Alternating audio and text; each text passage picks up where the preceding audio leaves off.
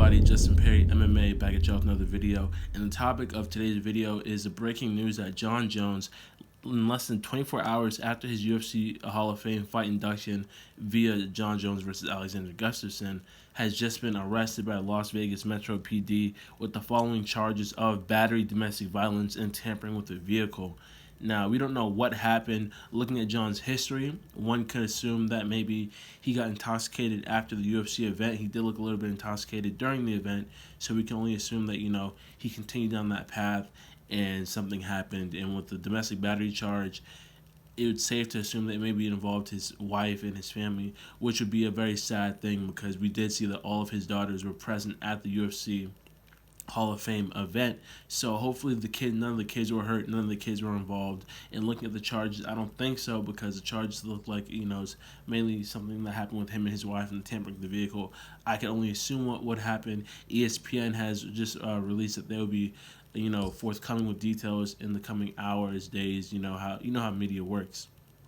Now, this is also aging like milk, in the sense that Jon, at the UFC Hall of Fame event, was joking about doing more controversial legal shit to sell fights. And this is also coming off of the fact that in that same event, Jon was saying that he was aiming at the Q2 of 2022 to come back and make his heavyweight debut against arguably either the winner of Cyril Gane versus Francis Ngannou or Stipe Miocic. He alluded to Stipe, in the win out there, and Stipe is very viable to go with the heavyweight division, so that's always going to be an option for him.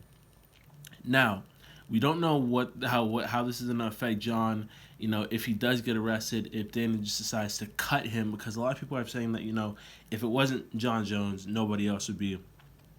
If it wasn't Jon Jones, if it wasn't Conor McGregor, if it wasn't these megastar, superstar talents, they wouldn't even be in the UFC. So it's going to be very interesting to see in the coming hours and days what Dana White and the organization decides to do with him.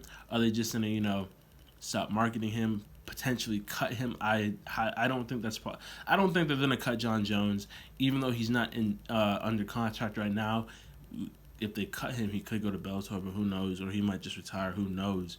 But yeah, this is just a terrible look for him, especially since, if you guys have been keeping up with him for the past couple months, he's just been doing really well. He's been talking about how, he's just finding himself, how he's been loving his progress and everything like this and everything like that. So I just find it very hard to believe that, all this craziness went down, and next thing you know, he's about to be in prison or in jail or whatever. So it's going to be very interesting to see what the details that ESPN and other news outlets release regarding the situation. But yeah, this is a terrible, terrible look. Hopefully the kids are okay. Hopefully no one was seriously hurt, and that this case gets dismissed, so we can see our main man, the GOAT, Jon's Bones, back in the octagon, maybe May of 2022, April 2022. And yeah, this is just a terrible look. Not even 24 hours after his UFC Hall of Fame induction, it just puts a bad stain in everybody's mouth. And everybody was loving him in GSP and what they were having to say and what they brought to the event. So to see this just flip on its head in such a way is just really sad.